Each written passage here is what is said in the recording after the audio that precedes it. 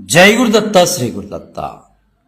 కళ, ఈ కళ అనే మాట నాకు తెలుసుండి అందరికీ తెలుసు ఈ కళ అనేది. కానీ ఈ కళకి ఒక సార్వత్రిక నిర్వచనం అనేది లేదు.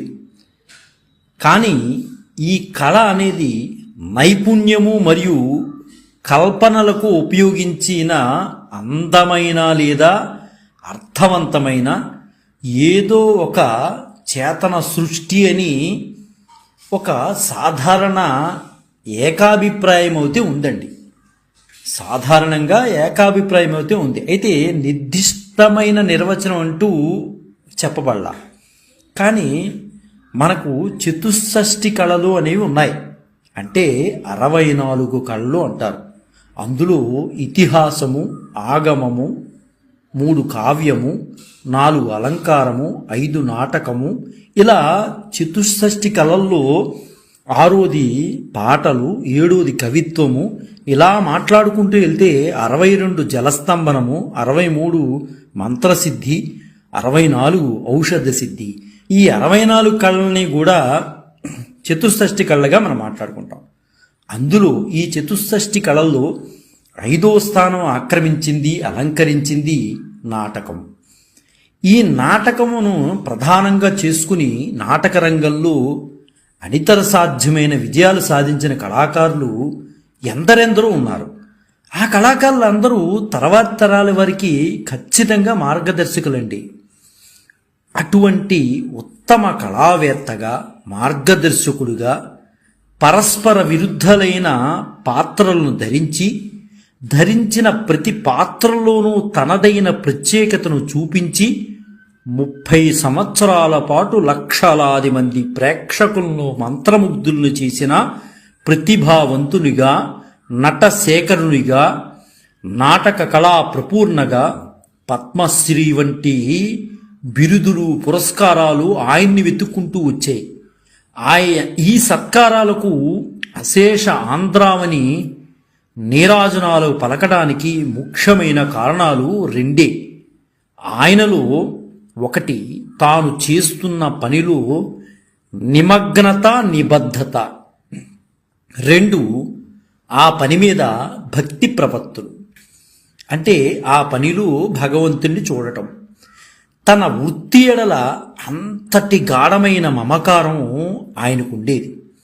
గురువులు చెప్పిన సూత్రాలను తన చిత్తవృత్తికి అనుగుణంగా మార్చుకుని మసులుకోవడం, ఏ పాత్ర చేస్తున్నా దాని పూర్వాపరాలను కూలంకషంగా అధ్యయనం చేసి, అంటే ఆ పూర్వాపరాలు ఏవైతే ఉన్నాయో వాటిని కూలంకషంగా అధ్యయనం చేయడమే నటుని ప్రాథమిక అవసరంగా గుర్తించి పాత్రల కదలికలను, హొయలను, కోపాన్ని, తాపాన్ని, ఇలా పాత్రోచిత భావ వైవిధ్యాన్ని మన్ననం చేసుకుని అమలుపరిచిన నటన జీవన విశిష్టతను తెలుగు ప్రజలకు రుచి చూపించి కేవలం ఆయన జీవితాన్ని నాటక రంగానికే అంకితం చేసిన మహానుభావుడు నేటి మన ప్రాతస్మరణీయులు స్థానం నరసింహారావు గారండి.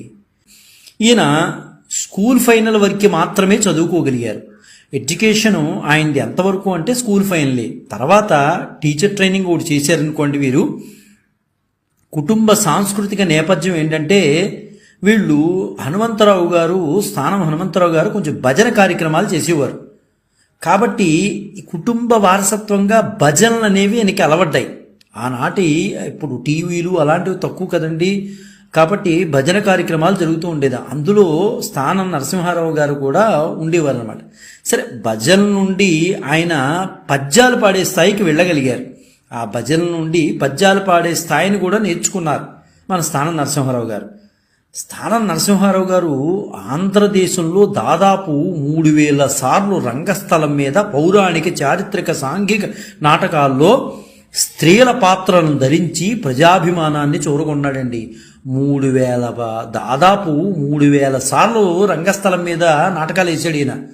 శృంగార రసాన్ని ప్రతిబింబించే రీతిలో సత్యభావ పాత్ర, ప్రణయానికి చిత్రాంగిగా, వీరరసాన్ని చిత్రించడంలో రోషనార నాటకంలో రోషనారగా, వలపులు చింతామణిగా, ప్రణయదేవతగా, భక్తురాలిగా, దేవదేవిగా, మధురానుభూతిమైన మధురవాణిగా, నవరసాలు కలిగిన పాత్రలను ప్రతిభావంతంగా పోషించారు మన స్థానం నరసింహారావు గారండి. వేషధారణ, వస్త్రాలంకరణంలో స్థానం వారిది ఒక ప్రత్యేకమైన స్థానం అండి. రకరకాల చీరకట్లు సొగసులతో మనోహరంగా రంగస్థానం మీదకి ఆ స్థానం వారు వచ్చి నుంచుంటే ప్రేక్షకుల్ని మంత్రముగ్ధులు చేసేవాడు. వీరు సినీ రంగంలో కూడా రాధాకృష్ణ, సత్యభామ, అంటే రాధాకృష్ణ అంటే 1939లో వచ్చిందండి, సత్యభామ అంటే 1942లో వచ్చింది. ఆ సినిమాల్లో కూడా ఈయన నటించారు. తన నటనానుభవాలను చేర్చి నటస్థానం అనే గ్రంథాన్ని ఆయన రచించారు. ఆయనకు అందమైన ఆకారం కానీ అవయవ సౌష్ఠవం కానీ అంతగా లేవు. అలాని అందవికారుడు మాత్రం కాదు ఆయన. సన్నగా పొడుగ్గా ఉండేవాడు, పెద్ద పెద్ద చెవులు. అంటే మనకి శాస్త్రపరంగా పెద్ద చెవులు ఉండేవాళ్ళకి పెద్ద పేరు ప్రఖ్యాతులు ఉంటాయండి. ఇది మాత్రం 100% కరెక్టు. పెద్ద చెవులు ఎవరికైతే ఉన్నాయో, చేటంత చెవులు అంటారు కదా, అలాంటి చెవులు ఎవరికైతే ఉన్నాయో వాళ్ళకి పేరు ప్రఖ్యాతులు, ధనం మాట పక్కన పెడితే పేరు ప్రఖ్యాతులు మాత్రం చాలా బాగుంటాయండి. అలాగా మన స్థానం నరసింహారావు గారికి పెద్ద పెద్ద చెవులండి, పొడుగు ముక్కు, కోలముఖం, కానీ మంచి పలువరస, చామను ఛాయ శరీరం. తనకు అందం ఉందని ఆయన అద్దంలో చూసుకుని తృప్తిపడిపోయాడు. ఆ కాలంలో ఫిట్స్ కనుక వస్తే దానికి ఏం చేసేవారంటే, వచ్చిన పిల్లలకి పొగ చుట్టతో నుదుటి మీద వాత పెట్టేవారు. అది ఒక ఆనవాయితీగా ఉండేది. ఎవరు చెప్పినా వినేవారు కాదు ఆ రోజుల్లో. అదొక విధానంలో వెళ్ళేవారు. సరే, అలాంటి మచ్చ జీవితాంతం ఆయన ముఖం మీద ఉందండి. అది కూడా ఉండేది ఆయనకి. అలాగే చెవికి పోగు, ఈ చెవికి పోగు అనేది వంశపారపర్యంగా వచ్చింది ఆయనకి.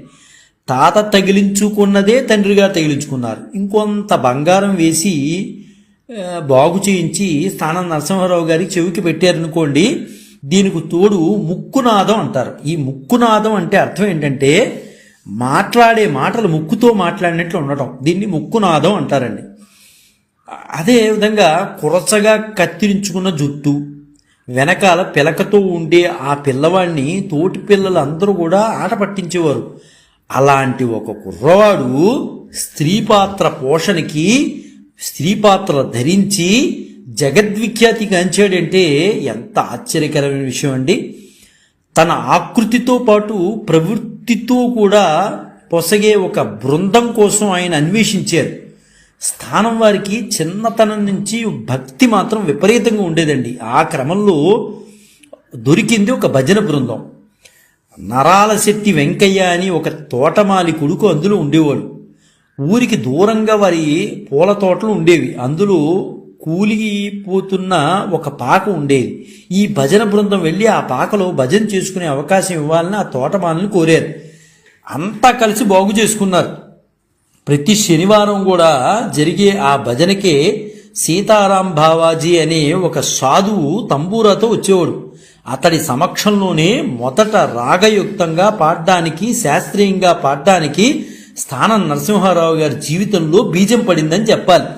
అంటే ఆయన ఎప్పుడు ఖాళీ ఉన్నా భజన పాటలు పాడేవారు దేవుడి మీద. అదే ఒక బీజం అయిందండి. నిజంగా చెప్పాలంటే ఆ సాధువు సీతారాం బావాజీ సమక్షంలోనే బీజం పడింది అని అనుకోవచ్చు. భగవంతుడు ఎవరినో ఒకరు నిర్దేశిస్తాడు ఒక ఉన్నత స్థితిలోకి రావటానికి. అలాగా సీతారాం బావాజీ గారు ఒక కారణంగా కూడా మనం మాట్లాడుకోవచ్చండి. ఒక రోజు అంటే 1921లో బాపట్లలో సాహిత్య తేనేటి విందు జరిగిందండి. సాహిత్య తేనేటి విందు అంటే కవుల మధ్యలో స్పర్ధ అండి.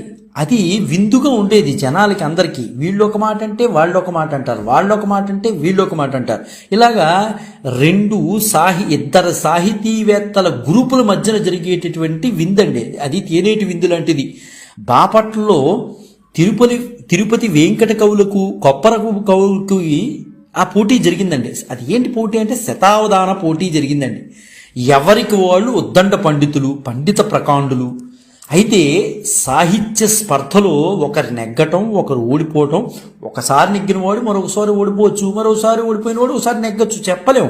అలాగా తిరుపతి వెంకట కవులు ఈ స్పర్ధలో, అంటే కొప్పరప కవులకి తిరుపతి వెంకట కవులకి బాపట్లలో స్పర్ధ పెడితే ఆ స్పర్ధలో తిరుపతి వెంకట కవులు నెగ్గారు. నెగ్గిన తిరుపతి వెంకట కవులను సత్కరించాలని భావించారు. ఆ సందర్భంగా ప్లేడర్ గుమాస్తాల బృందం చేత సత్యహరిశ్చంద్ర నాటకం వేయించాలని నిర్ణయించారు. ఆహ్వానాలు వెళ్ళిపోయాయి అందరికీ. కానీ వాళ్ళ దురదృష్టవశాత్తు చంద్రమతి వేషధారి అస్వస్థుడై రాలేకపోతున్నట్లుగా చివరి నిమిషంలో తెలిపాడు. అసలు పాత్రే సత్యహరిశ్చంద్ర, అందులో సత్యహరిశ్చంద్రుడు ఉన్నాడు కానీ అసలైన ఆయన కానీ చంద్రమతి పాత్ర లేకుండా పోయింది. చివరి మినిట్లో నేను రాను అని పంపించాడు, ఒంట్లో బాగోలేదని. అయితే అందరికీ వర్తమానాలు వెళ్ళిపోయాయి. మరి ఎలాగా అని అనుకుంటున్నారు. ప్రత్యామ్నాయం సాధ్యం లేదు. ఎలాగా అంటే చంద్రమతి పాత్రధారి మరొకరు దొరకడం లేదు. మరొక నాటకం వేద్దామంటే పాత్రధారులు లేరు. పోనీ ఇంకో ఈ పాత్రను మార్చేసి ఇంకోటి చేద్దామంటే కుదరదు, చరిత్ర ఒప్పుకోదు. అలాగా పోనీ ఇది ఆపేసి వేరే సబ్జెక్టు తీసుకున్నామంటే కుదరదయ్యే. ఇలా ఉన్న పరిస్థితుల్లో ఎలాగని గుండెలో రాయి పడిపోయింది. అప్పుడు ఆపద్బాంధవుడిలాగా స్థానం నరసింహారావు గారి పేరు ఒకరికి గుర్తుకొచ్చి, అక్కడ సత్యహరిశ్చంద్రుడు పాత్ర వేసేటటువంటి ప్రధానమైన వ్యక్తి, ఆయనే ఈ నాటక రంగాన్ని పోషించే వ్యక్తి చోరగుడి హనుమంతరావు గారు. ఆయనకి చెప్పారు. ఆయన కంగారు పడిపోతున్నాడు, బీపీ లెవెల్స్ ఎక్కువైపోయాయి ఆయనకి. అయ్యో చివరి మినిట్లో చంద్రమతి పాత్ర లేకపోవడం ఏంటి, అసలు ఉద్దండ పండితులు వచ్చిన వాళ్ళు తిరుపతి వెంకట కవులు ఉన్నారు, కొప్పరపు మహాకవులు ఉన్నారు, వాళ్ళు ఎదురుకుండా వాళ్ళకి ఏదో మనం చేద్దామని అనుకుంటే ఇదేంట్రా భగవంతుడా ఇలా జరిగింది అని బాధపడుతుంటే స్థానం నరసింహారావు గారి పేరు చెప్పారు. వెంటనే ఆ చెప్పిన వ్యక్తి అన్నాడు, ఏమండి నాటక రిహార్సల్స్ జరుగుతుంటే ఒక అబ్బాయి వచ్చి కూర్చునేవాడు, వినేవాడు. ఆ అబ్బాయి చక్కగా మనం ఏవైతే ప్రాక్టీస్ చేసామో అవన్నీ అబ్బాయి పాడుకునేవాడండి, అంత అద్భుతంగా పద్యాలు పాడేవాడు, అది నాకు తెలుసు. ఆ అబ్బాయికి పద్యాలు మాత్రం చాలా బాగా వచ్చండి, మరి మిగతా నాటకం వచ్చో లేదో నాకు తెలియదు కానీ అని చోరగుడి హనుమంతరావు గారితో చెప్పారు. మనం అతన్ని పిలుచుకుంటే బాగుంటుందేమో అని అనుకున్నారు. సరే మరి ఆ అబ్బాయికి నటన వచ్చో లేదో నాకు తెలియదు అని ఆయన చెప్పేశారు. వెంటనే చోరగుడి హనుమంతరావు గారితో చెప్పారు. చెప్పిన వెంటనే ఆయన హుటాహుట్న, ఎందువల్లంటే వెంటనే మరి నాటకం ప్రదర్శించాలి కదా, హుటాహుట్న అబ్బాయి ఎక్కడ ఉన్నాడో అని తెలుసుకుని బాపట్ల అమెరికన్ మిషనరీ వారి ఉపాధ్యాయ శిక్షణ సంస్థ ఒకటి ఉందండి, అక్కడికి వెళ్ళిపోయారు. అందులో ఉపాధ్యాయ శిక్షణ తీసుకుంటున్నాడని తెలిసింది. అక్కడికి వెళ్ళిపోయాడు ఈ చోరగుడి హనుమంతరావు గారు. ఎలా వెళ్ళాడు? సైకిల్ మీద వెళ్ళిపోయాడు. ఒక్కొక్క విద్యార్థిని వెతుక్కుంటూ చివరికి మన స్థానం వారిని కలిశాడు చోరగుడి హనుమంతరావు గారు ఆనాటి ప్లేడర్ గుమాస్తాలంతా కలిసి నిర్వహిస్తున్న నాటక సంస్థలో హరిశ్చంద్రుడు పాత్రధాని ఆయనే.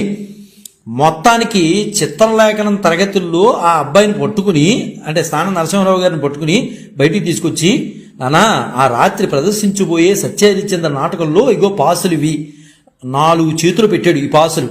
అప్పుడు మన స్థానం నరసింహారావు గారి మొహం ఈ క్యాండిల్ బలుగులాగా అరిసింది. ఎందువలంటే ఈయనకి నాటకాలంటే స్వతహాగా ఇష్టం. 4 పాసులంటే మాటల. ఆపై సావు కబురు చల్లగా చెప్పాడు ఈయన. ఏమని చెప్పాడు? కొన్ని గంటల్లో ప్రదర్శించిపోయే ఆ నాటకంలో నీకు ఒక వేషం కూడా ఉందిరా అబ్బాయి అన్నాడు, నువ్వు కూడా వెయ్యాలి పాత్ర అన్నాడు. వెంటనే ఏ పాత్ర? మాతంగ కన్య అన్నాడు మన స్థానం నరసింహారావు గారు. అదో చిన్న పాత్ర కాదురా, కాదు అది చంద్రమతి పాత్ర అన్నాడు హనుమంతరావు గారు. హడలిపోయాడు స్థానం నరసింహారావు గారు ఒక్కసారిగా. ఏమిటి మీరు మాట్లాడేది? సత్యహరిశ్చంద్రుడు పక్కన చంద్రమతి పాత్ర. ఒక్కసారి కంగారు పడిపోయాడు. ఒక్కసారి కూడా మొహానికి రంగు వేసుకోలేదు, పూసుకోలేదు. అయినా పోర్షన్ కూడా రాదు. ఎలా ఉనికిపోయాడంటే అలా ఉనికిపోయాడు. వెంటనే చోరగుడి హనుమంతరావు గారు, పర్వాలేదురా నాన్న, నీకు పద్యాలన్నీ వచ్చు, అది నాకు తెలుసు, అది చాలు, నీకు పద్యాలు వస్తే చాలు, ఇంకేం మాట్లాడుకు నువ్వు, నీకు నటన రాకపోయినా పర్వాలేదు, నువ్వు పద్యాలు పాడేవంటే మై మరిచిపోతారు. అక్కడ ఉన్నవాళ్ళు ఎవరనుకుంటున్నావు? ఉద్దండ పండితులు, పండిత ప్రకాండులు. వాళ్ళకి పద్యాలంటేనే వాళ్ళకి ఆహారం, ఇంకేమీ లేదు. వాళ్ళకి ఆహారం అంటే నటన కాదు, వాళ్ళకి కావాల్సింది ఈ పద్యాలు. ఆ పద్య సంపద అంతా నీలో ఉంది. నువ్వు వచ్చి చక్కగా పద్యాలు చెప్పేవంటే మమ్మల్ని తీసుకొచ్చురా నాన్న, అదే చాలు, మిగతా నేను చూసుకుంటాను, మిగతావన్నీ కూడా అని చేతులు పట్టుకుని ఆయన ఇంకా బతివులు అడిగాడు. ఇంకా సరే అనక తప్పలేదు మన స్థానం నరసింహారావు గారికి. సరే వెళ్ళిపోతూ ఇంకో మాట కూడా అన్నాడు హనుమంతరావు గారు. ఒరే నాయన, నువ్వు రాకపోతే మాత్రం భయపడి మానేసావు అనుకో మన ఊరు పరుగు పోతుందిరా, నీ పరువు నా పరువు పోయినా పర్వాలేదు, ఊరు పరువు పోకూడదు కదా అని సెంటిమెంట్తో బలంగా కొట్టాడు మన స్థానం నరసింహారావు గారిని చోరగూడి హనుమంతరావు గారు. సరే, ఇంకా మేము తలెత్తుకోలేము, ఈ విషయం గుర్తుపెట్టుకో, నువ్వు ఒకవేళ మానేసావు అనుకో, నేను రాకుండా నేను వెళ్ళిపోయిన తర్వాత మేము ఇబ్బంది పడతాం, నేను ఇబ్బంది పడతాం, నువ్వు ఇబ్బంది పడతాం, మాట పక్కన పెట్టు, మన ఊరు పరువు ప్రతిష్టలు ఒక ప్రకాండుల దగ్గర, పండిత ప్రకాండుల దగ్గర పోతుంది, ఇంకెప్పుడు కూడా మనకి రారు వాళ్ళు అని చెప్పి వెంటనే వాళ్ళు ఎవరు అనుకుంటున్నావు, వచ్చిన వాళ్ళు మహానుభావులురా, తిరుపతి వెంకట కవులురా, వారు ప్రతి కళాకారుణ్ణి ఆసుకవిత్వంతో దీవిస్తారు, నువ్వు చాలా అదృష్టవంతుడివి అన్నాడు. సరే, మన స్థానం నరసింహారావు గారు భయంగా చంద్రమతి పాత్ర వేయడానికి అతి బలవంతం మీద ఒప్పుకున్నారు. సరే, అందులో చంద్రమతి క్యారెక్టర్లో బాగా పద్యాలు పాడి తిరుపతి వెంకట కవుల యొక్క ఆశీర్వాదం పొందగలిగాడు. ఆయన అంతో కొంత నటన రాకపోయినా భజన పాత్రలు వేసేవాడు కాబట్టి కొంత ధైర్యంగానే స్టేజ్ మీదకి ఎక్కి పద్యాలు ఆయనకి అలవోకగా వచ్చు కాబట్టి పద్యాలు పాడించాడు. మనకు కావాల్సింది తిరుపతి వెంకట కవులకి పద్యాలే, మురిసిపోయారండి. వెంటనే ఆసుకవిత్తంతో ఆశీర్వదించారు. సరే, ముత్తరాజు వెంకట సుబ్బారావు గారు రాసినటువంటి శ్రీకృష్ణ తులాభారం నాటకం స్థానం నరసింహారావు గారికి కీర్తి ప్రతిష్టలను అజరామరం చేసిందండి. ఇది కాదనలేని సత్యం.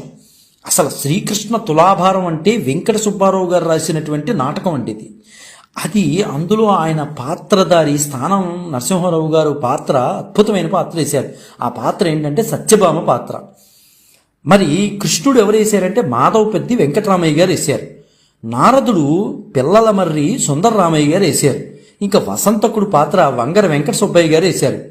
అయితే కృష్ణుడు స్వాధీనుడినేనని చెప్పే ఒక సందర్భాన్ని, అందుకు తగిన పాటని సత్యభామకి కూర్చడానికి స్థానం నరసింహారావు గారు చేసినటువంటి ఆలోచన ఒక అద్భుతం అండి. ఆయనే ఆలోచన చేశాడు, ఆ ఒక పాట సృష్టి చేశాడు. ఆయన సత్యభామ క్యారెక్టర్ని ఎలా ఉంటుందంటే, పొడుగాటి కేశ సౌందర్యంతో జడను చేత్తో పట్టుకుని ముందు వైపు జడ వేసుకుని స్త్రీ ఆహార్యంతో స్టేజ్ మీదకొచ్చి ఒక్కసారి స్టేజ్ మీద అడుగుపెట్టి మీరజాలగలడాన్నయానతి వ్రత విధాన మహిమన్ సత్యాపతి మీరజాలగలడాన్నయానతి వ్రత విధాన మహిమన్ సత్యాపతి మీరజాలగలడాన్నయానతి వ్రత విధాన మహిమన్ సత్యాపతి నటన సూత్రధారి మురారి ఎటుల దాటగలడో నయానతి వ్రత విధాన మహిమన్ సత్యాపతి నటన సూత్రధారి మురారి ఎటుల దాటగలడో నయానతి వ్రత విధాన మహిమన్ సత్యాపతి మీరజాలగలడాన్నయానతి వ్రత విధాన మహిమన్ సత్యాపతి మీరజాలగలడాన్నయానతి సుధా ప్రణయ జలధిన్ వైదర్భికి ఈడతావుగలదే నాతోనిక వాదులాడగలడ సత్యాపతి మీరజాలగలడాన్నయానతి వ్రత విధాన మహిమన్ సత్యాపతి మీరజాలగలడాన్నయానతి అనే పాటను పాడుతూ అభినయిస్తూ ఉంటే చూసేవారు ప్రేక్షకులు సంభ్రమాశ్చర్యాలకు గురి అయిపోయేవారు. సత్యభామ అంటే స్థానం వారు, స్థానం వారు అంటే సత్యభామగానే పేరు ప్రఖ్యాతులు పొందారండి. ఆ తర్వాత సినీ రంగంలో జమురు గారు రంగప్రవేశం చేసిన తర్వాత కొన్ని సంవత్సరాల తర్వాత శ్రీకృష్ణ తులాభారం సినిమా తీశారు. అందులో జమురు గారు సత్యభామ క్యారెక్టర్ వేశారు. బహుశా స్థానం వారి తర్వాత జమురు గారిలాగా మెప్పించిన వారు నాకు తెలుసుండి ఈ చిత్రసీమలో మరొకరు లేరు. సరే, స్థానం వారే మొదటి సత్యభామగా మనం మాట్లాడుకోవచ్చండి. ఇంకా వారి తర్వాత ఇంకెవరైనా సరే, స్థానం వారి ఈ పాటకి సృష్టికర్తయే అని చెప్పాలండి. ఏంటి, మనం ఏదైతే మనం మాట్లాడుకున్నామో ఈ పాట ఏదైతే ఉందో మీరజాలగలడ నా యానతి అనేది, దానికి సృష్టికర్త ఎవరయ్యా అంటే మన స్థానం నరసింహారావు గారే అండి. అయితే ఇది ఎలా వచ్చింది అంటే, ఆయన ఒకసారి కడప వెళ్తున్నారండి. మొత్తానికి ఒక పాట కోసం ఆయన ప్రయత్నం చేస్తున్నారు. ఆయన స్మృతికి పదాలు వస్తున్నాయి కానీ పోతున్నాయి. అయితే అలా దిగులుగా ఉన్నాడు ఆయన. ఒక పాట రాయాలి, చక్కగా సత్యభామకి తగ్గట్టు ఒక పాట ఉండాలి అని మనసులో బాగా టెన్షన్ పడుతున్నాడు ఆయన. వస్తున్నాయి పోతున్నాయి వర్డ్స్. సరే, కడప దగ్గర ఈ నాటక బృందం అందరూ కలిసి ఎక్కారు కదా.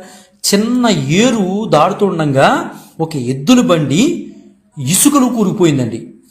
వెంటనే నటులందరూ అక్కడికి వెళ్ళి ఆ ఎద్దుల బండి కూరుకుపోయిన దాన్ని గెంటుతున్నారన్నమాట. నటులంతా గెంటుతున్నారు. ఒక్కరు మాత్రం బద్ధకంగా కూర్చుని ఉన్నాడు వేరే దాంట్లో.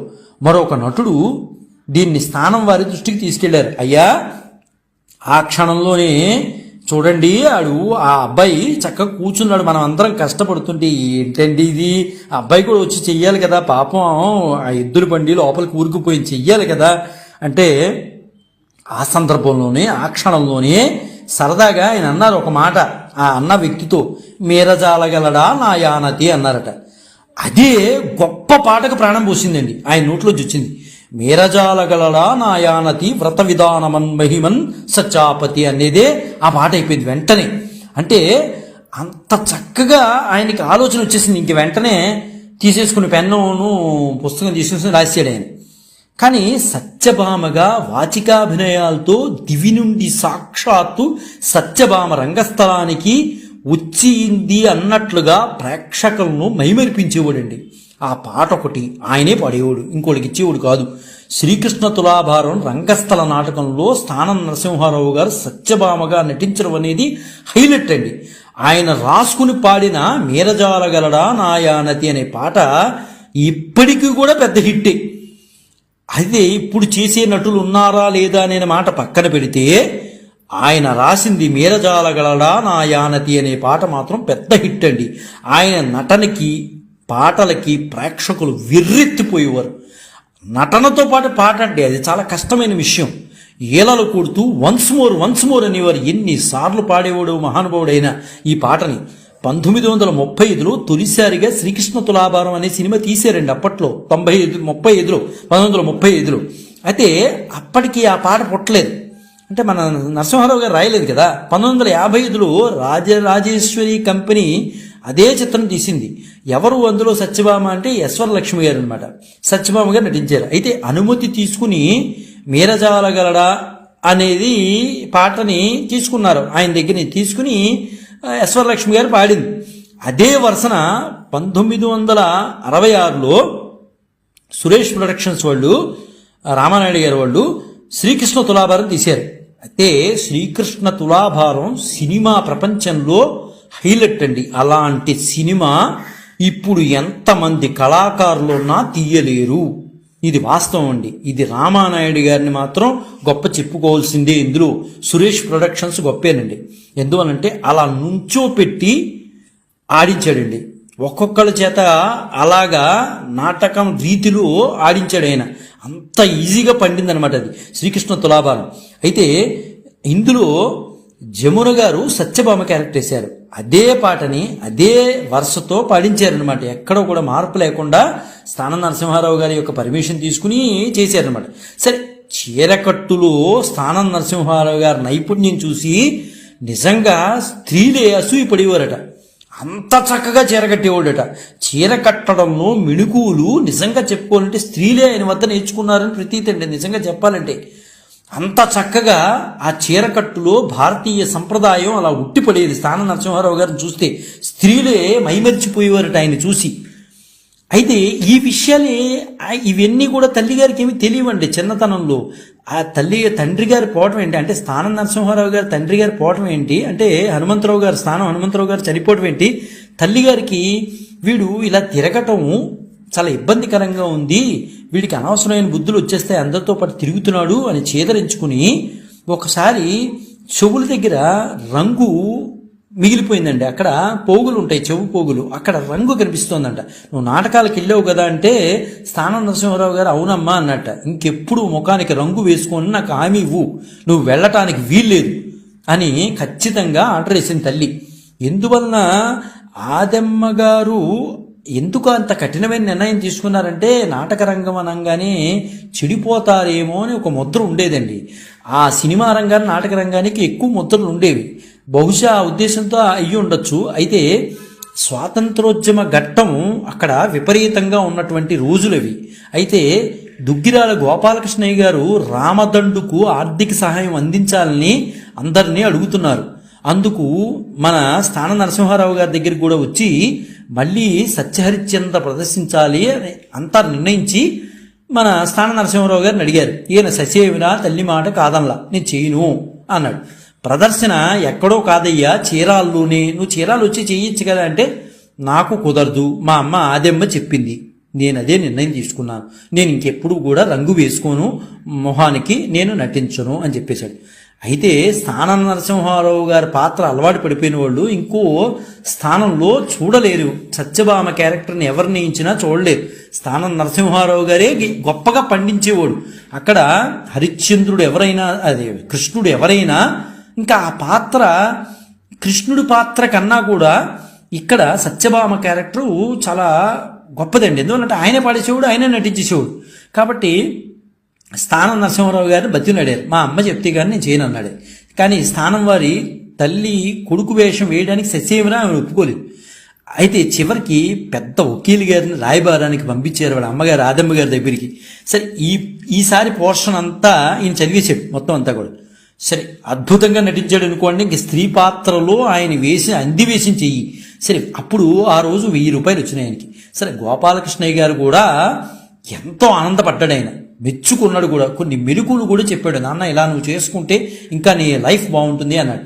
ఈ పరిణామంతో కాబోలు ఇంకొన్ని ప్రదర్శనలు ఇవ్వడానికి తల్లిగారు కూడా ఒప్పుకున్నారు. ఎందువల్లంటే ఆ పాత్ర ఆవిడ కూడా తిలకించారు. అప్పా, స్త్రీ పాత్రలో నా కొడుకు ఎంత బాగా చేశాడు, మురిసిపోయింది తల్లి ఆదెమ్మ గారు. ఇంకా అక్కడి నుంచి ఆవిడ అంగీకార సూచనప్రాయంగా అంగీకారం తెలిపేసినట్లెక్కే కొద్ది నెలలకే తెలుగు ప్రాంతం అంతా తిరిగి నాటకాలు వేయడం మొదలుపెట్టాడు. వరంగల్లో కృష్ణలీల నాటకంలో యశోద వేషం వేశాడు. అన్ని స్త్రీ పాత్రలేనండి. అసలు ఆ యశోద పాత్ర, అసలు యశోదమ్మ అలా ఉంటుందా అన్నట్లు అనిపించింది అనమాట. బంగారు పథకం వచ్చిందండి ఆయనకి. ఆయన జీవితంలో పొందిన తొలి స్వర్ణ పథకం అదేనండి. అనతి కాలంలోనే ఆయన పేరు మారుమోగిపోయింది. కాపురం బాపట్ల నుంచి తెనాలికి మార్చేశారు. శ్రీ రామ విలాస సభ అనే నాటక సమాజాన్ని స్థాపించి నటనే జీవిగా చేసుకున్నారు ఆయన స్థానం నరసింహారావు గారు.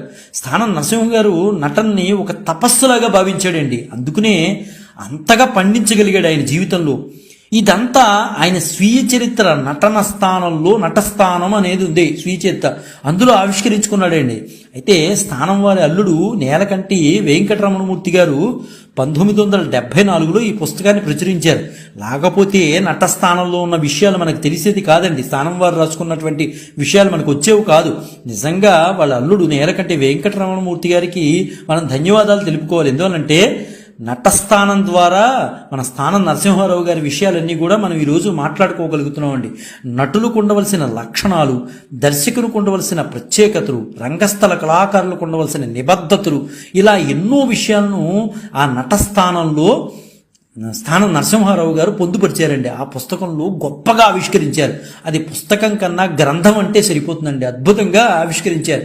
అలాగే స్త్రీ పాత్రతో ఆయనకి ఎదురైన నమ్మశక్యం కానటువంటి అనుభవాలు, కొన్ని చేదు అనుభవాలను కూడా ఆయన నమోదు చేసుకున్నారండి. ఇవి కాకుండా తన జీవితంలో తారసిల్లిన అనేక మంది కళాకారుల గురించి స్థానం నరసింహారావు గారు నటస్థానంలో గొప్పగా వివరించారు. ఒక రకంగా 1920వ దశకం నాటి తెలుగు నాటకరంగ చరిత్ర ఆ పుస్తకంలో అద్భుతంగా కనిపిస్తుందనే చెప్పాలండి. ఆ పుస్తకం చూస్తుంటే మనం 1920వ శతాబ్దానికి వెళ్ళిపోయినట్టు అనిపిస్తుంది. మనకి 1920లోకి మనకి వెళ్ళిపోయినట్టు అనిపిస్తుంది. అంత చక్కగా ఉంటుందండి అది. విశాఖ జిల్లా మాడుగులలో ఒకసారి నాటకం వేశారు మన స్థానం నరసింహారావు గారు, శ్రీకృష్ణ తులాభారం. ఎక్కడొచ్చినా ఇవే వచ్చేవండి ఆయనకి, సత్యభామ క్యారెక్టర్లే. స్థానం వారు స్టార్ నటులు కాబట్టి, అప్పటికే ఎదిగిపోయాడు ఆయన, స్టార్ నటులు కాబట్టి ఒక ధనికులు ఇంట వేరే గది ఇచ్చారు. అక్కడే వేషధారణ చేసుకుని రావడానికి ఏర్పాట్లు కూడా జరిగాయి. వేషం పూర్తయ్యాక ఇక బయలుదేరదాం అనుకుంటుండగా కరెంట్ పోయింది. సరే, ఫ్యాన్ లోపల ఫ్యాన్ ఆగిపోయింది. గాలి కోసం అక్కడే ఉన్న పెరట్లో కుర్చీ వేయించుకున్నాడు మన స్థానం నరసింహారావు గారు. అప్పుడే కొందరు ముత్తైదులు పేరంటానికి పిలుపు వచ్చారు. ఆ ధనికుడింటికి వచ్చి ఆ బయట కూర్చున్నటువంటి స్త్రీని చూసి ఇల్లాలికి బొట్టు పెట్టి అక్కడే కుర్చీలో కూర్చున్నటువంటి సత్యభామ గారికి కూడా బొట్టు పెట్టి పేరంటానికి పిలిచేశారు. ఎంత హాస్యాన్ని పండించే వాస్తవాలను, ఇదంతా ఎంతో హాస్యం అండి నిజంగా చెప్పాలంటే. అక్కడ కూర్చున్నటువంటి కుర్చీలో కూర్చున్నటువంటి స్థానం నరసింహారావు గారు సత్యభామ క్యారెక్టర్లో ఉన్న ఆవిడ కూడా వీళ్ళు బొట్లు పెట్టేసేసి పేరంటానికి నమ్మని పిలిచేశారు. అంటే ఒక స్త్రీమూర్తి ఎలా అవుతే ఉంటుందో అలాగే కనిపించింది అనమాట అక్కడ వాళ్ళకి కూడా. స్త్రీలు కూడా నమ్మసఖ్యం కాకుండా అనిపించింది, నమ్మలేకపోయారు. నిజంగా స్త్రీమూర్తి ఆవిడ, పురుషుడు కాదు అన్న పద్ధతిలోకి వెళ్ళిపోయారు అనమాట వాళ్ళు. ఈ విషయాలను ఆయన పుస్తకంలో రాసుకున్నారు కాబట్టి మనం చెప్పగలిగాం. ఒకసారి సురభి వారు బృందంలో సత్యభామ పాత్రధారికి ఇబ్బంది రావడంతో స్థానం వారిని తీసుకెళ్లారండి. ఎవరి చోతో వేయించారు, అయితే అది నప్పలా. సరే, ఆవిడ పక్కన పెట్టి సరే ఈయన చేత వేయించారు. ప్రదర్శన మొదలైంది. సత్యభామ వెళ్ళి కృష్ణుడిని కౌలించుకోబోతుంటే కృష్ణుడు అమాంతం తప్పుకున్నాడు. ఇందుకు కారణం ఏంటంటారా, అక్కడ కృష్ణ పాత్రధారి ఎవరయ్యా అంటే స్త్రీమూర్తి. కాబట్టి స్థానం వారు వెళ్ళి కౌగులించుకుంటే ఒక్కసారి ఆ కృష్ణ పాత్రధారి బెదిరిపోయి కింద పడిపోయింది. అప్పుడు మన స్థానం నరసింహారావు గారు సమయోచితంగా ఆ సందర్భాన్ని వాడుకుని చక్కగా మళ్ళీ మీరజాల గలవా నా యానతి అనే పాట పాడేసేటప్పటికి జనం అందరూ రెచ్చిపోయి అసలు వన్స్ మోర్ కొట్టేశారండి. అలాగే పశ్చిమ గోదావరి జిల్లా నరసాపురంలో రోషనార నాటక ప్రదర్శన కలెక్టర్ గారు అనుమతి నిరాకరించాడు. అందుకు ప్రధాన కారణం ఏంటంటే ఆ నాటక ప్రదర్శనను కొందరు ముస్లింలు వ్యతిరేకత వ్యక్తం చేశారు. ఈ రోషనార నాటకం వేయటానికి వెళ్ళేదని కలెక్టర్ గారికి పిటిషన్ పెట్టుకున్నారు ముస్లింలు వెళ్ళి. సరే, దాంతో కలెక్టర్ గారు వద్దన్నారు. దీంతో గోదావరి దాటి తూర్పు గోదావరిలోకి లంక గ్రామాల్లోకి అడుగుపెట్టి ఆ నాటకాన్ని నిర్విఘ్నంగా ప్రదర్శించేశారు స్థానం వారు. అయితే వీళ్ళు లంక గ్రామాలకు వెళ్ళే జనం స్థానం వారు నటిస్తున్నారు అనగానే ఆగేవారు కాదండి, వచ్చారు. స్థానం వారికి ఇంకా లెక్కలేనన్ని సత్కారాలు జరిగాయండి. నాటి ప్రముఖులంతా స్త్రీ పాత్రల్లో ఆయన నటన చూసేందుకు వచ్చిన ప్రదర్శన ముగింపులు ప్రత్యేక ప్రశంసలతో పాటు బహుమతులు కూడా ఇచ్చారండి. చిత్రాంగి, మధురవాణి, శకుంతల, దేవయాని, ముర, మల్లమ్మదేవి, చండిక, సుభద్ర, సైరంధ్రి వంటి ప్రముఖ స్త్రీ పాత్రలన్నింటినీ ధరించి మెప్పించి మేటి రంగస్థల కళాకారులు స్థానం నరసింహారావు గారని మనం గొప్పగా చెప్పుకోవచ్చండి. ఈ విషయంలో మాత్రం ఒక తెలుగువాడు ఇలా మెప్పించగలిగి జనాలందరినీ కూడా నాటక రంగాన్ని కట్టిపడిస్తాడు. ఆ రోజుల్లో ఎక్కడికి వెళ్ళిపోతుందో ఈ నాటక రంగం నాశనం అయిపోతుంది. అంతకు ముందు తరాల వాళ్ళు బాగా నటించారు, ఒక తరంలో గ్యాప్ వస్తుంది అనుకున్నారు. కానీ స్థానం నరసింహారావు గారి విజృంభణతో నాటక రంగం మళ్లీ జీవించింది. ఎక్కడికి వెళ్ళినా స్థానం వారి పేరే, ఎక్కడికి వెళ్ళినా స్థానం వారి ఆడవేషం గురించి చర్చరి అలా ఆసక్తికరంగా చెప్పుకునేవారండి. అబ్బాబ్బాబ్బా సత్యభామ క్యారెక్టర్ అంటే స్థానం వారంటే సత్యభామ క్యారెక్టర్, ఇదే మాట్లాడేవారు. ఎన్ని స్త్రీ పాత్రలు వేసినా ఆయనకి ఈ పాత్ర మాత్రం ఎక్కువ పేరు ప్రఖ్యాతులు తీసుకొచ్చిందండి. సరే, 1931 నుండి ఆయన సినీ రంగానికి వెళ్ళి 42 వరకు మద్రాసులో సినీ నటుడిగా ఉన్నాడండి. ఆయన పాడిన పాటలు, పద్యాలు, గ్రామ్ఫోన్లు, రికార్డులు కూడా నేటికి మనకి కొన్ని అయితే అందుబాటులో ఉన్నాయండి. కానీ సినీ రంగంలో ఎందుకు ఈ మహానుభావుడు రాణించలేకపోయాడు? ఎందువల్లంటే ఈయన కూడా కొంచెం ముక్కుసూటిగా ఉండేవాడండి. అందువల్ల బహుశా రాణించలేకపోయాడేమో. సినీ రంగంలో అయితే కనుక స్థానం నరసింహారావు గారు రాణించలేకపోయారు. ఈలోగా ఆంధ్రప్రదేశ్ రాష్ట్రం ఏర్పడింది. వాటి వరకు ఉర్దూమయమై హైదరాబాద్ రేడియో కేంద్రాల్లో తెలుగు ప్రసారాల నాణ్యత కొరకు వీరిని రేడియో కేంద్రం వారి నాటక ప్రయోక్తగా నియమించుకున్నారు స్థానం నరసింహారావు గారు. అక్కడ పనిచేసిన కాలంలో బుచ్చిబాబు గారు, దాశరథి గారు, గోపీచంద్, మునిమాణిక్యం వంటి వారందరి చేత సౌజన్యమూర్తిగా ప్రశంసలు అందుకున్నారండి మన స్థానం నరసింహారావు గారు. సంప్రదాయ నాటకాలకు హైదరాబాద్ ఆకాశవాణి కేంద్రానికి ప్రాచుర్యం వచ్చింది అంటే అది స్థానం నరసింహారావు గారే అని మనం సగౌరవంగా మనం మాట్లాడుకోవచ్చండి. 1956లో స్థానం వారికి భారత ప్రభుత్వం వారి చేసిన కృషికి గాను పద్మశ్రీ బిరుదును ప్రకటించిందండి. ఒక నటుడికి పద్మశ్రీ అవార్డు రావటం అదే ప్రథమం నాటక రంగంలో. దశాబ్ద కాలం రేడియో కేంద్రంలో సేవలందించి తిరిగి తనకు నటుడుగా గుర్తింపు తెచ్చిన ఆంధ్ర ప్యారిస్కి వచ్చేసాడు, అంటే గుంటూరుకు వచ్చేసాడు. ఆయన కూతురికి వివాహమై వెళ్ళిపోగా తెనాల్లో అభిమానుల మధ్య శేష జీవితాన్ని గడిపేందుకు ఆయన ఇష్టపడ్డాడు. నాన్న మాతో వచ్చి నాన్న అంటే ఆయన వెళ్ళలా. ఎందువల్లంటే ఆయన అక్కడే ఉండిపోవాలి, తెనాలిలోనే ఉండిపోవాలి అని అనుకున్నాడు. అక్కడే గడిపేశాడు. ఆంధ్రదేశంలో ఎక్కడ నాటక ఉత్సవాలు జరుగుతున్నా స్థానం తప్పనిసరిగా ముఖ్య అతిథిగా ఆహ్వానం అందుకునేవారు స్థానం నరసింహారావు గారు. వారిని చూడటం, ఆయన చేత నటన విషయంలో మెప్పు పొందడం అనేది ఒక గొప్ప విషయంగా చాలామంది కళాకారులు భావించేవారు. స్థానం నరసింహారావు గారి మీద ఉన్న అభిమానంతో ఎందరో కళాకారులు ఊళ్ళవాళ్ళు వచ్చి ఆయన్ని పలకరించి వెళుతూ ఉండేవారు.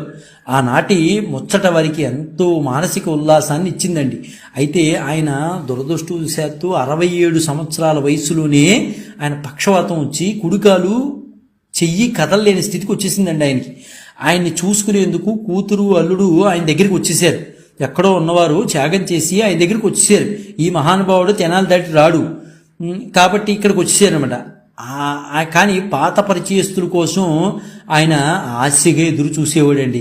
ఉన్నంతకాలం నటనా జీవితంలో ఉన్నంతకాలం ఎంతోమంది వచ్చిపోతూ ఉండేవారు. చివరిగా ఆయన కోసం వచ్చేవాళ్ళ శాతం తగ్గింది. ఆయన ఆశగా చూసేవాడు. ఆయనతో మాట్లాడే స్నేహితులు ఎవరన్నా వస్తారా, ఆయన విషయాలు చెప్పుకున్నాము, ఇప్పుడు ఏం జరుగుతోంది అని ఆశగా చూసేవాడు. ఎవరూ వచ్చేవాడు కాదు. పాత మిత్రులు వస్తే ఆనందంతో, ఎవరో ఒకళ్ళు ఇద్దరు పాత మిత్రులు వస్తే ఆనందంతో కళ్ళ వెంట నీళ్లు తిరిగేవండి.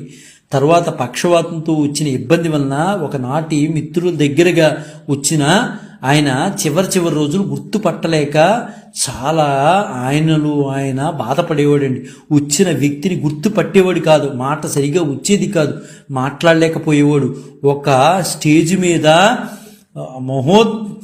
మహోత్కృష్టమైన మాటలతో మాట్లాడినటువంటి స్థానం నరసింహారావు గారు మాటలు రాని పరిస్థితుల్లోకి, గుర్తుపట్టలేని స్థితిలోకి 67 సంవత్సరాల్లో వెళ్ళిపోయాడండి. అంటే గట్టిగా ఎవరో ఫలానా అని చెప్పినప్పుడు మాత్రమే గుర్తుపట్టలేనటువంటి అనాసక్తతకు బాధపడుతూ నీరసంగా నవ్వేవాడు. అలాగా దాదాపు 1 సంవత్సరం 6 నెలల పాటు మంచం మీదే గడిపాడండి. అయితే ఎంత గొప్ప వ్యక్తి అయినా కాలం ముందు తల వంచాలి అంటారు చూసారా, అలాగే మన స్థానం నరసింహారావు గారు దాదాపు 18 నెలల పాటు మంచం మీదే ఉన్నాడండి. అన్ని మంచం మీదే జరిగాయి. దురదృష్టం ఏంటంటే ఒక తెలుగుదేశంలో నాటక రంగంలో మహోన్నతుడుగా గుర్తింపు పొందినటువంటి స్థానం నరసింహారావు గారిని చూసేవారు కూడా లేని పరిస్థితుల్లోకి వెళ్ళిపోయింది. చివరి దశలో వచ్చి పలకరించేవాళ్ళు లేని స్థితిలోకి కూడా వెళ్ళిపోయింది. 1971 ఫిబ్రవరి 21వ తేదీన ఈ నాటక జీవితం నుంచి శాశ్వతమైన నిద్రలోకి వెళ్ళిపోయి తెలుగు నాటక రంగానికి నిజంగా తీరని లోటు తీసుకొచ్చారు మన స్థానం నరసింహారావు గారు. నిజంగా తెలుగు నాటక రంగంలో 3.5 దశాబ్దాల పాటు వైవిధ్యభరితమైన స్త్రీ పాత్రలను పోషించి ప్రేక్షకులను మెప్పించిన స్థానం నరసింహారావు గారు ఆనాటి మహాకవులు, రచయితలు అంతా ఆయన అక్షరాలతో సత్కరించారండి. నిజంగా ఆ రోజుల్లో చెప్పాలంటే స్థానం వారి ప్రత్యేకతను చరిత్ర ఎప్పటికీ కూడా విస్మరించలేదండి. నాటక రంగం మాట చెబితే అందులో ఒక స్థానాన్ని అలంకరించుకున్నవారు మన స్థానం నరసింహారావు గారు.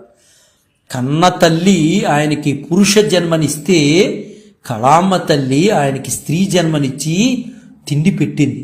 ఆయన చివరి వరకు కూడా కళామ్మ తల్లి అంటే పొంగిపోయేవాడు. కళలు ఎవరన్నా నేను నాటక రంగం నుంచి వచ్చాను అంటే ఆయన లేనిటువంటి భేషజాన్ని తెచ్చుకుని లేవటానికి ప్రయత్నం చేసి మాట్లాడటానికి ప్రయత్నం చేసేవాడు. అంత కళామ్మ తల్లి అంటే అంత ఇష్టం ఆయనకి.